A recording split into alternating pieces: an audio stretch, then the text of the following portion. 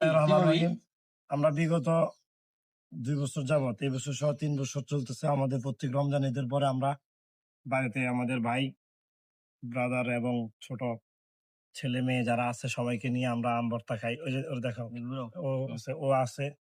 তারপর আম ভর্তার রেসিপি যেটার এই আয়োজক হচ্ছে, উদ্যোক্তা হচ্ছে আমার ভাই সালমান। সালমান একটু দেখাও।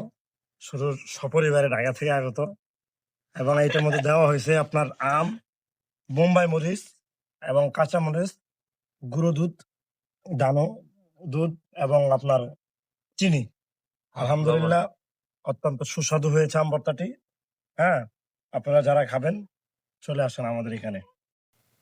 ভাই আনাস, জি ভাই, আপনার কাছে কেমন লাগতেছে আম ভর্তা বলেন? আমার কাছে খুবই ভালো লাগতেছে। মেকিংটা খুব ভালো হয়েছে, বিশেষ করে আপনাকে ধন্যবাদ দিয়ে জন্য। তবে সবচেয়ে ভালো লাগতেছে আমরা বিগত 2 বছর করলাম, এই বছর এটা অব্যাহত রাখতে পেরে এই জন্য আমরা খুবই আনন্দিত। 2400 করলাম, 2500 করলাম, 2600 করলাম। আমরা আশাবাদী 2600 আরো সুন্দর হবে, বড় পরিসরে হবে।